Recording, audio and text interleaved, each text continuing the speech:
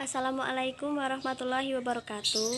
Perkenalkan, nama saya Lailatul Fitri Rusyaadah, NIM 19103040122 akan menjelaskan secara singkat mengenai hukum laut internasional. Pengertian hukum laut internasional.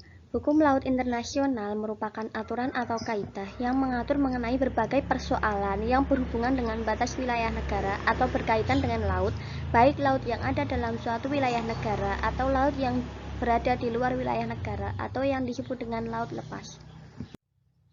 Perkembangan hukum laut internasional. Semenjak laut dimanfaatkan untuk kepentingan pelayaran, perdagangan, dan sebagai sumber kehidupan, para ahli hukum mulai mencurahkan perhatiannya pada hukum laut.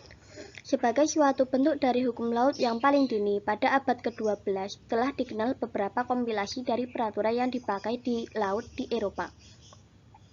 Di Laut Tengah, Lex Rhodia atau hukum laut Rhodia mulai dikenal sejak abad ke-7.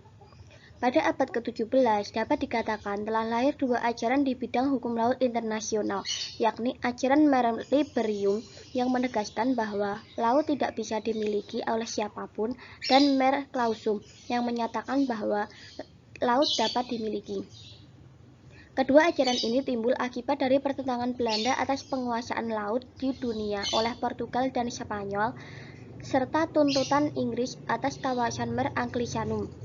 Penandatanganan akhir pada tanggal 10 Desember 1982 di Montego Bay, Jamaika oleh sejumlah besar negara atau tidak kurang dari 118 negara yang terwakili dalam Konvensi Perserikatan Bangsa-Bangsa ketiga tentang hukum laut tahun 1973 sampai 1982 guna untuk menyusun suatu ketentuan hukum internasional yang komprehensif yang berkaitan dengan hukum laut di bawah judul Konvensi Perserikatan Bangsa-Bangsa tentang Hukum Laut. Dengan adanya konvensi tersebut, maka negara dari aspek geografis dibedakan menjadi tiga, yakni negara tak berpantai, negara pantai, dan negara kepulauan.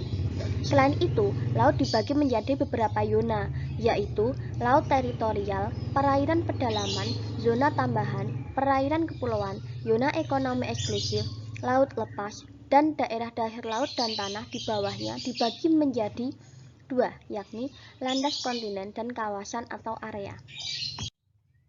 Konvensi Jenewa tahun 1958. Konvensi Jenewa tahun 1958 diadakan di kota Jenewa, Switzerland pada tanggal 24 Februari hingga 27 April 1958 dan dihadiri oleh 86 negara yang diadakan berdasar resolusi MUPBB nomor 1105 tanggal 21 Februari 1957, di mana konferensi ini harus membahas hukum laut yang tidak hanya dari sudut hukum saja, melainkan harus mempertimbangkan aspek-aspek teknis, biologis, ekonomis, dan politik dari permasalahan-permasalahannya.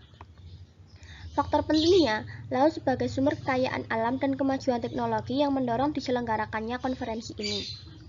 KHLJ 1958 merupakan pelaksanaan dari pasal 13 Piagam PBB yang mengandung ketentuan mengenai kodifikasi dan pengembangan progresif HI. Dengan membentuk panitia hukum internasional atau International Law Commission yang terdiri dari para ahli hukum terkemuka dari berbagai bangsa dan bermacam-macam sistem hukum. Zona ekonomi eksekutif, landasan kontinen, dan lain-lain. Zona ekonomi eksklusif atau yang disebut dengan ZEE diartikan sebagai suatu daerah di luar laut teritorial yang lebarnya tidak boleh lebih dari 200 mil diukur dari garis pangkal yang digunakan untuk mengukur lebar laut teritorial. ZEE tidak tunduk pada kedaulatan penuh negara pantai. Negara pantai hanya menikmati hak-hak berdaulat dan bukan kedaulatan. Di ZEE, semua negara dapat menikmati kebebasan berlayar dan terbang di atasnya, serta kebebasan untuk meletakkan pipa dan kabel bawah laut, serta untuk penggunaan sah lainnya yang berkenaan dengan kebebasan tersebut. Di samping itu, terdapat landas kontinen. Landas kontinen merupakan dasar laut dan tanah di bawahnya dari area di bawah permukaan laut yang terletak di luar laut teritorial sepanjang kelanjutan alamiah wilayah daratan hingga pinggiran luar tepi kontinen atau hingga jarak 200 mil laut dari garis pangkal di mana lebar laut teritorial diukur. Sedangkan zona tambahan merupakan zona yang lebarnya tidak melebihi 24 mil laut yang diukur dari garis pangkal dari mana lebar laut teritorial diukur. Selain itu, terdapat wilayah perairan yang dibagi menjadi 3, yakni perairan pedalaman merupakan semua perairan yang terletak pada sisi darat dan garis air rendah pantai Indonesia termasuk kedalamannya semua bagian dari perairan yang terletak pada sisi darat dari suatu garis penutup. Perairan kepulauan merupakan semua perairan yang terletak pada sisi dalam garis pangkal kepulauan tanpa memperhatikan kedalaman atau jarak pantai. Dan laut teritorial merupakan jalur laut sebesar 12 mil laut yang diukur dari garis pangkal kepulauan Indonesia. Selanjutnya ada laut lepas yang merupakan bagian laut yang tidak termasuk dalam ZEE, laut teritorial, perairan kepulauan, dan perairan pedalaman. Sedangkan kawasan dasar laut internasional merupakan dasar laut serta tanah di bawahnya yang terletak di luar batas-batas yurisdiksi nasional. Kewenangan negara dalam yurisdiksi wilayah kelautannya. Kewenangan negara pantai untuk membuat peraturan terkait laut teritorial berdasarkan UNCLOS sebagai berikut.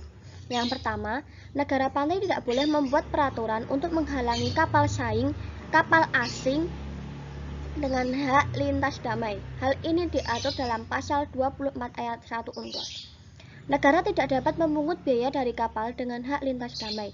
Hal ini diatur dalam pasal 26 UNCLOS. Yang ketiga, peraturan yang dibuat oleh negara pantai ini tidak boleh mengandung unsur diskriminasi terhadap kapal negara manapun yang membawa muatan ke, dari, atau atas nama negara manapun. Hal ini diatur dalam pasal 24 ayat 1 UNCLOS. Yang keempat, negara pantai boleh membuat peraturan terkait pelayaran, pencemaran, perikanan, dan sebagainya sesuai dengan ketentuan yang ada pada pasal 1 UNCLOS.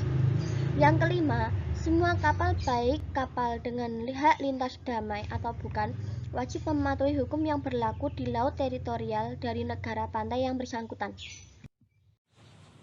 Sekian penjelasan materi dari saya, ada kurang dan lebihnya saya mohon maaf. Wassalamualaikum warahmatullahi wabarakatuh.